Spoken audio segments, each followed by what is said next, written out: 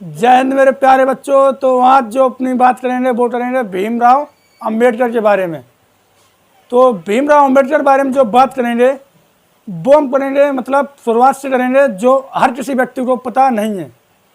भीमराव अंबेडकर के बारे में जो बात है वो 4 से 5 बातें हर आम आदमी को पता हुए हैं, लेकिन 4 से 5 बातें हर आम आदमी को पता हैं और जो बातें हैं वे शायद हैं अम्बेडकरवादियों को भी पता नहीं है। तो आज जो हम बात करेंगे वो अम्बेडकर की बात करेंगे, पूरी बात करेंगे। अम्बेडकर की कहानी भी आपको बताएंगे, कैसे 5 से 6 साल का बच्चा इतनी बड़ी आबादी में, कैसे ये 5 से 6 साल का बच्चा इतनी बड़ी आबादी में अपने आप को इतना वो मुकाबला बनाता है कि हमको विश्वास भी नहीं था। तो आइए अब देखते हैं भीमराव अंबेडकर के बारे में। तो भारत निर्माता या संविधान निर्माता भीमराव अंबेडकर ही हैं। तो भीमराव अंबेडकर जो हैं ये भारत रत्न से विभूषित हैं। बात यह है कि भीमराव अंबेडकर भारत रत्न से विभूषित हैं, लेकिन जीवित पर भारत रत्न से विभूषित हैं, लेकिन जब तक ये जीवित रहे हैं तब तक इन्हें भारत रत्न नहीं मिला है। जब तक ये जीवित रहे हैं तब तक इन्हें भारत रत्न से सम्मानित नहीं किया गया। मरने के बाद इन्हें भारत रत्न से सम्मानित किया गया। तो जो भीमराव अंबेडकर का जो पूरा नाम है वो भीमाराव रामजी अंबेडकर है। नाम काफ़ी बड़ा है इनके नाम में। इनकी माता का नाम भी, पिता का नाम भी और इनके जो टीचर थे अध्यापक उनका नाम भी इनके नाम में जुड़ा है। तो भीमराव अंबेडकर का पूरा नाम भीमराव रामजी अंबेडकर है।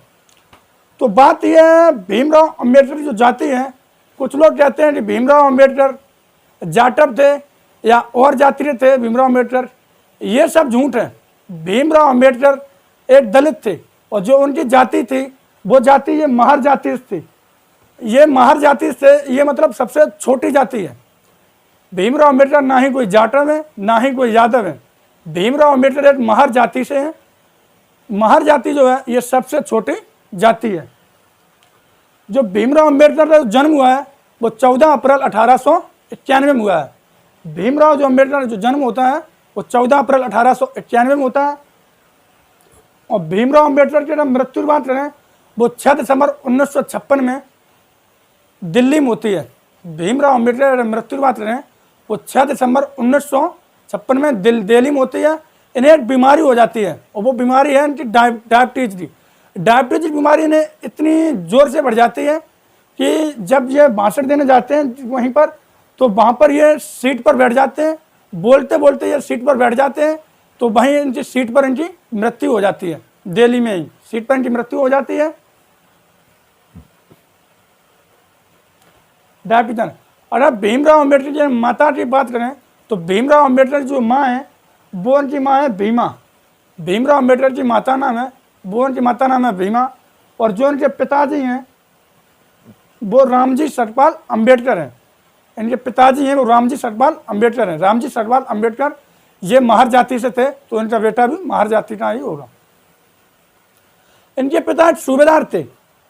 सूबेदार ऐसी बात नहीं है सूबेदार मतलब वो छोटी पोस्ट हो। सूबेदार भी उस समय बड़ी पोस्ट हुआ करती थी। सूबेदार जैसे किसी के मतलब प्रोफेसर थे। ये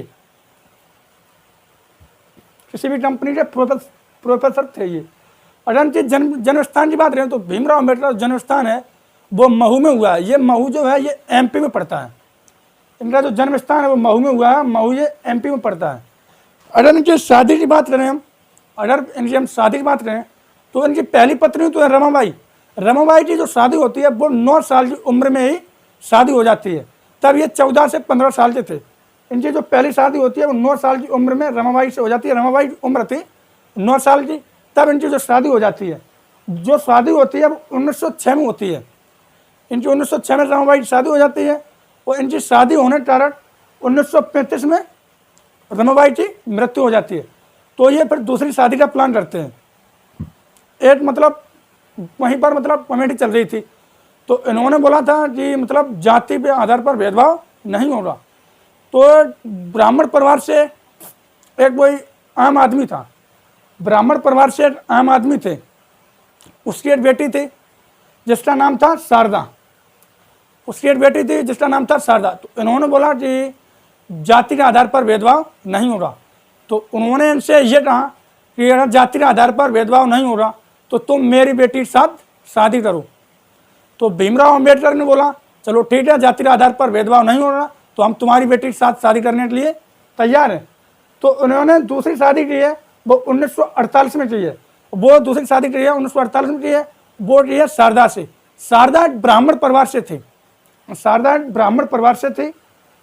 शारदा शादी के पहले डॉक्टर थी और वो शारदा थी, और शादी के बाद इनका नाम जो हो गया वो सविताबाई अंबेडकर हो गया। शादी के पहले इनका नाम था शारदा और शादी के बाद जो इनका नाम हुआ वो सविताबाई अंबेडकर था।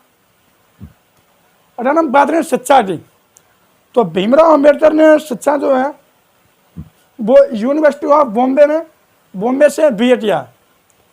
तो भीमराव अंबेडकर पहली बार विद्यालय जाते हैं। भीमराव अंबेडकर पहली बार जब विद्यालय जाते हैं तो ये विद्यालय आते हैं, ऐसी बात नहीं, टीचर ने भी इनके साथ बहुत भेदभाव किया है। टीचर ने भी इनके साथ बहुत ही भेदभाव किया है। तो हम अगर बात करें तो भीमराव अंबेडकर पहली बार जो है विद्यालय जाते हैं, तो विद्यालय जाते समय एक मंदिर पड़ता है। विद्यालय जाते हैं तो एक मंदिर रहता है, उस मंदिर से बीच की गली थी वो शॉर्ट पड़ती थी। तो मतलब ये छोटी जाति के थे तो इन्हें मतलब बीच की गली से मंदिर पड़ता था। मंदिर जो स्कूल जाने के लिए ऐसी रोड थी और इन्हें इस रोड से नहीं जाने दिया जाता था, क्योंकि ये छोटी जाति थी, छोटी जाति के लोग थे, दलित लोग थे, इसलिए इन्हें इस रोड से नहीं जाने दिया जाता था। तो मंदिर जो था वो 5-6 किलोमीटर था, 5-6 किलोमीटर घूम घाम के जो स्कूल जाते, 5-6 किलोमीटर घूम के जो स्कूल जाते, और जो बीच में रोड थी वो लगभग 1.5 से 2 किलोमीटर रोड थी। तो जो इतनी दूर घूम के जाते थे स्कूल, इन्हें बीच में से नहीं जाने दिया जाता था। इसी कारण जब ये रहे, चलो वो भी बात छोड़ो, क्योंकि भगवान ये थोड़ी नहीं कहते हैं कि मतलब तुम छोटी जाति हो तो इधर से नहीं जाओगे। तो चलो वो भी बात उन्होंने छोड़ दी। तो ये वहाँ से चले आने रहे, कम से कम ये 1 से 2 साल ऐसे जाते हैं पढ़ने। तो ये वहाँ से भी आने रहे, चलो विद्यालय पहुँचते हैं। तो विद्यालय जब ये पहुँचे हैं तो विद्यालय इन्हें जब ये रूम में बैठने जाते हैं, क्लासरूम में बैठने जाते हैं, तो वहाँ पर जितने भी टीचर थे वो भी इनके साथ भेदभाव करते थे।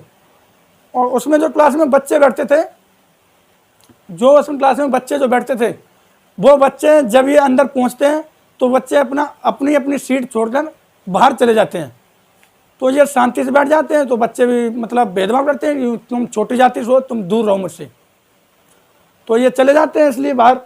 तो इन्होंने फिर जो टीचर आया तो टीचर ने इनसे बोला तुम कौन, जो नए रहे, तो इन्हें टीचर ने इन्हें बाहर निकाल दिया, बाहर दरवाजे से बैठ गए ये।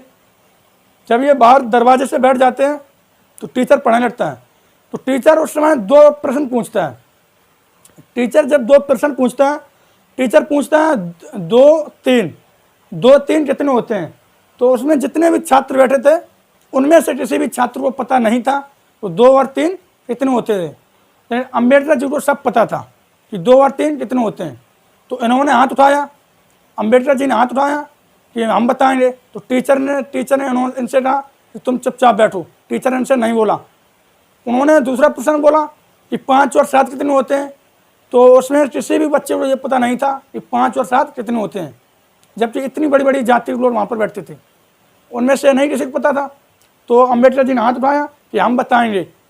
तो उसने अम्बेडकर जी से नहीं पूछा। तो अम्बेडकर जी उस टाइम घर जाते हैं और घर जा कर के अपना झोरा जो है, बैग बस्ता जो है वो फेंक देते हैं और अपने पिताजी से बोलते हैं कि हम आज के बाद स्कूल नहीं जाएंगे। तो इनसे पिताजी ने पूछा कि तुम स्कूल क्यों नहीं जाओगे। तो इन्होंने बोला कि हमें जब सब कुछ आता है और फिर भी टीचर हमसे इतना भेदभाव करते हैं। हम विद्यालय में जब जाते हैं, लंच लेकर जाते हैं, तो टिफिन लेकर जब बैठते हैं वहाँ पर, तो वहाँ के सभी बच्चे वहाँ से सीट छोड़कर उठ के चले जाते हैं, हम उसमें अकेले ही बैठते थे। तो भीमराव अम्बेडकर जब ये बात बोलते हैं अपने पिताजी से, तो उनके पिताजी उनसे बात बस एक ही बात बोलते हैं कि बेटा तुम्हें यही सुधारना है बस, तो बेटा तुम्हें यही सुधारना है बस, और कुछ नहीं सुधारना है। तो ये बात होगी। तो इन्हें यूनिवर्सिटी ऑफ बॉम्बे से इन्होंने BA किया। ये प्रथम भारतीय हैं जो बाहर जाके भी इन्हें शिक्षा प्राप्त की।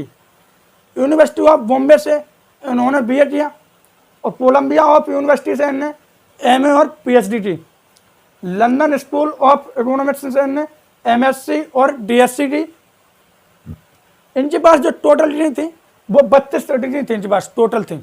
खैर 32 डिग्री के बारे में लिख पाए, एक वीडियो बनाएंगे उसमें हम 32 डिग्री के बारे में आपको बताएंगे। इनको जो पिता आते थे वो ब्रिटिश इंडिया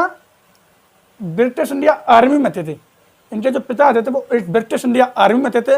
वे महू में आते थे, महू के कैंट में थे।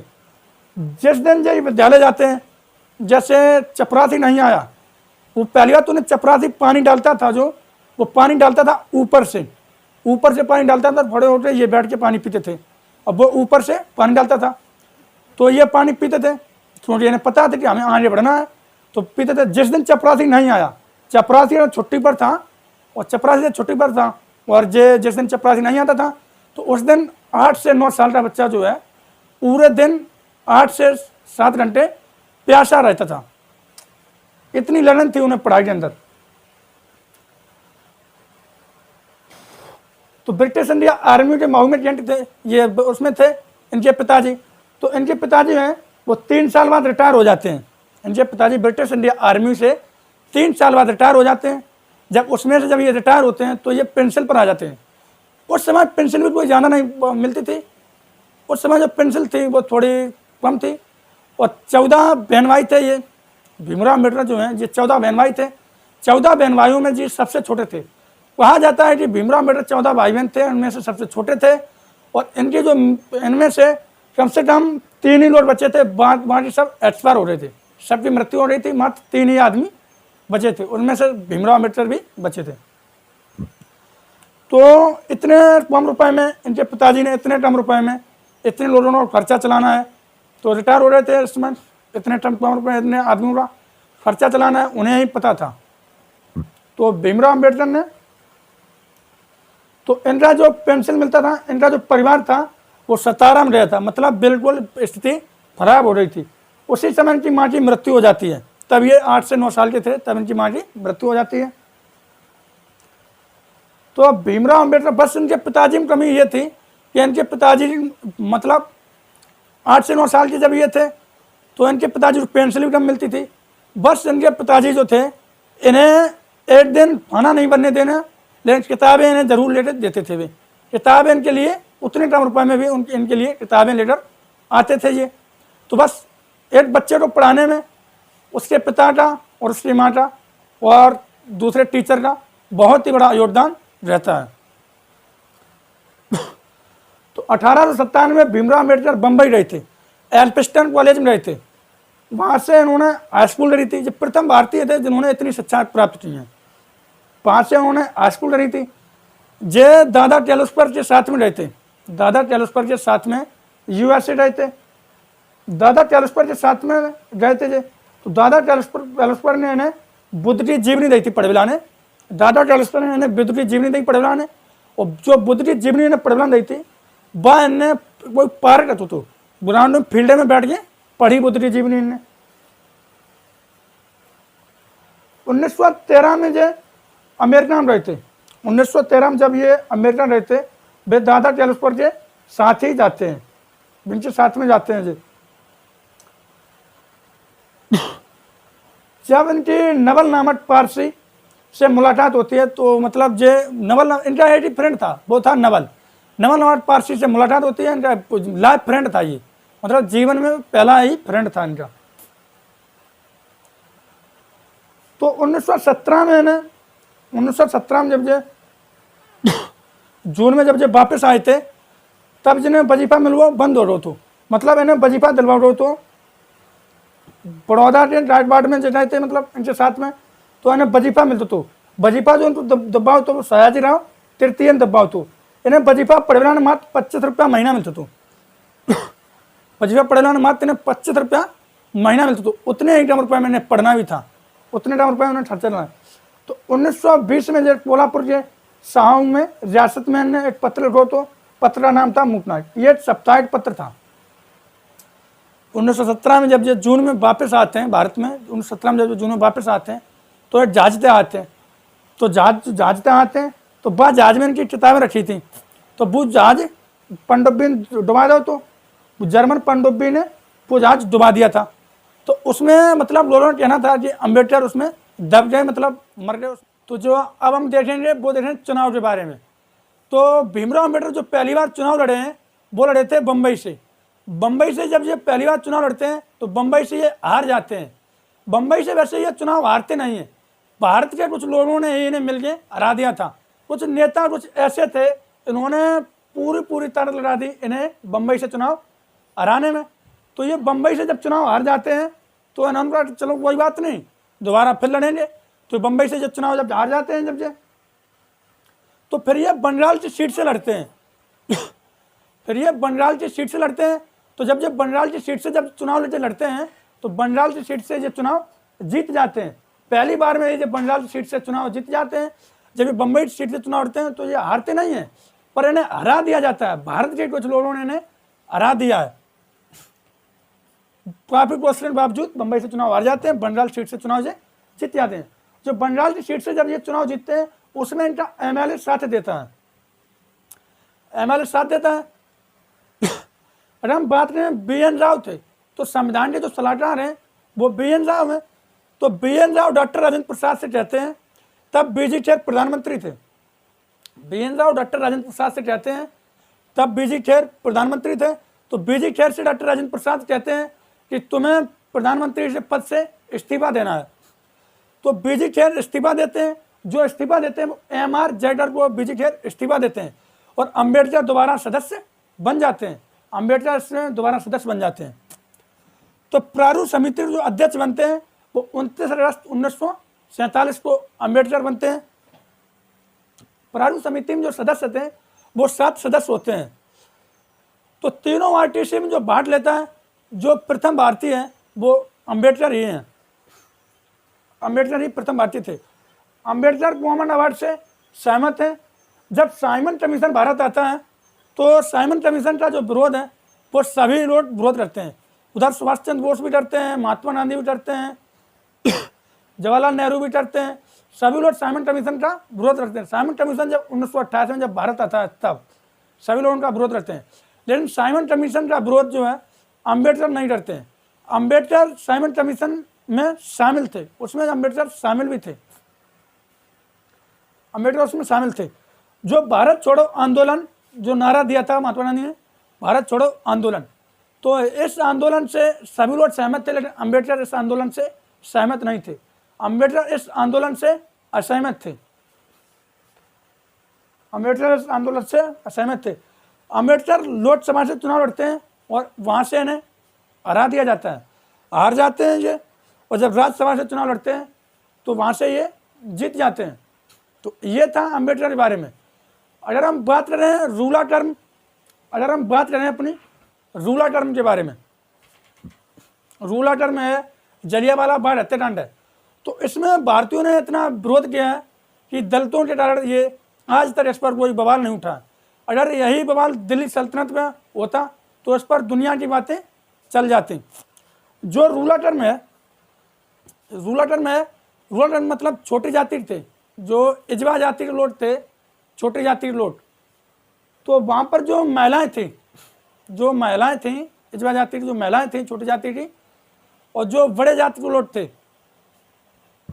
छोटी जाति के लोगों को अगर अपने जो है वस्त्र नहीं पहनने के लिए थे, अगर उन्हें वस्त्र पहनने हैं तो बड़ी जाति के लोगों को उन्हें उसका टैक्स देना पड़ता था। बड़ी जाति के लोगों को टैक्स लगता था वस्त्र पहनने के लिए। इतनी नीची जाति थी अम्बेडकर की।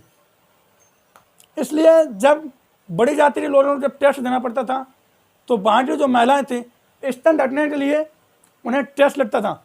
जब उन्हें स्तन ढकने के लिए भी टैक्स लगता था तो उस समय पैसा भी नहीं था।